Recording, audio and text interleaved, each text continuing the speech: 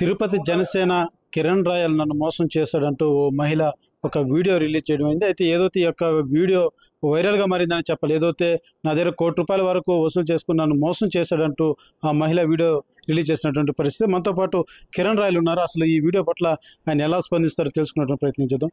ఏదైనా మీరు నిజంగా ఆమె దగ్గర డబ్బు తీసుకొని ఏమరిచ్చారా? ఆమె నేను నా చావుకు ఆయనే కారణం అంటూ కూడా ఆ వీడియోలో తెలియజేసినటువంటి పరిస్థితి. ఇందాక ప్రెస్ మీట్లో మీకు అన్ని వినిపించానన్న. వాళ్ళ కొడుకు ఏం మాట్లాడాడు, ఆమె ఏం మాట్లాడిందో అంతా కూడా చూశాను. ఫన్నీగా ఉంటుంది. ఆడంగిల రాజకీయం ఇవన్నీ ధైర్యంగా ఎదుర్కొనే దమ్ము లేక ఆడంగిల రాజకీయాలు, మార్ఫింగ్ రాజకీయాలు చేయడం వైసీపీకి వెనతబెట్టే విద్య. చిట్రెడ్డి బ్యాచ్కి దాన్నే ఫాలో అవుతున్నాడు భూమన అభయరెడ్డి, కరుణాకర్ రెడ్డి కొడుకు. అసలు ఇంత నీచానికి అసలు చిల్లర రాజకీయాలు. అసలు ఎంతంటే తమాషా ఏమంటే, నేను 1,20,00,000 ఎప్పుడు నిన్న ఇచ్చిందా, మొన్న ఇచ్చిందా, ఈరేలా వీడియో వచ్చింది? అది ఇన్ని రోజులు ఎందుకు రాలేదు వీడియో? ఇప్పుడు ఎందుకు వచ్చింది? 25 లక్షలకు అమ్ముడిపోయి వీడియో పెట్టింది.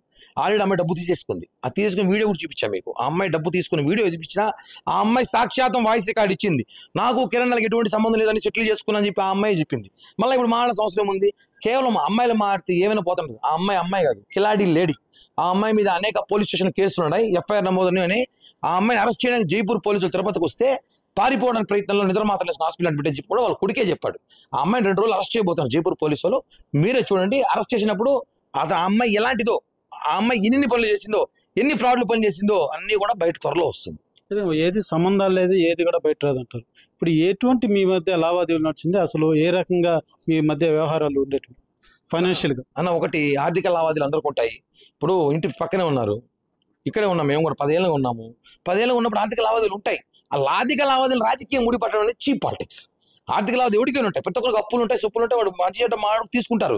ఆర్థిక లావాదేవీలు రాసుకొని నువ్వు బాండ్లు తీసుకొని నువ్వు సంతకాలు పెట్టిన సంబంధం ఇచ్చేస్తే నువ్వు ఈ రోజు వచ్చి మళ్ళా డబ్బులు మోసం చేస్తాడు. ఇన్ని రోజులు ఏం చేస్తాను చూడండి. అమ్మాయి డబ్బు తీసుకొని కూడా ఇన్ని రోజులు ఏం చేస్తాను నువ్వు?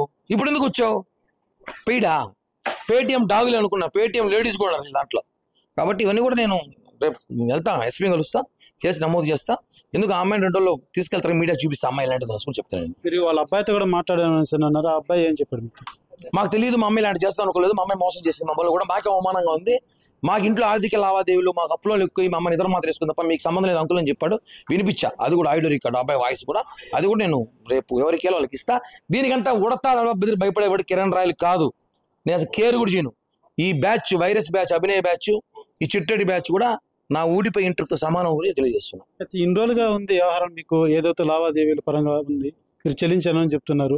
అయితే ఈ రోజే ఎందుకు ఆమె వీడియో రిలీజ్ చేసినట్టు ఎందుకు భావించారు? ఆయనగా చేసింది వైసీపీ వాళ్ళు చేస్తారు. 2-3 రోజులుగా వైసీపీ చిట్రెడ్డి పోస్టర్లు బాగా వైరల్ అయింది. జగన్మోహన్ రెడ్డికి నిన్న మీరు పెట్టినటువంటి ప్రెస్ మీట్కి జగన్మోహన్ రెడ్డికి బాగా కాలింది. ఏం చేయాలి తెలియదా, ఇలా చేసినాడు అంతే. ఈ చిల్లర రాజకీయాలు ఆ చెల్లిని అమ్మనే వాడుకున్నాడు, వేరే అమ్మాయిని వాడుకోవడం జగన్ కొత్త ఏం కాదు. చిట్రెడ్డి పుట్రెడ్డి గేమ్లని చాలా చూసినా, దీనివల్ల నా ఏమీ కాదు. వైసీపీ సోషల్ మీడియా వాళ్ళకి థ్యాంక్స్ చెప్తున్నా, మంచి పబ్లిసిటీ ఇస్తున్నారు, థ్యాంక్స్ అని చెప్తున్నా. మొత్తం పొలిటికల్ అంటారా? పొలిటికల్ గేమ్ అని తెలిసిపోతుంది కదన్నా. మీరు రోజు మీకు కూడా ఇంకా అనేక విషయాలు తెలియజేస్తా. దీనికంతా బెదిరే ప్రసక్తే లేదు. కిరణ్ రాయల్ అనేవాడిని కూడా ఎవడు ఏమి చేయలేడు. ఏదైతే మొత్తానికి వచ్చినటువంటి ఆరోపణ అంతా కూడా కేవలం రాజకీయ కుట్రకోణంతో వీళ్ళు ఈ యొక్క వీడియో రిలీజ్ చేశారు.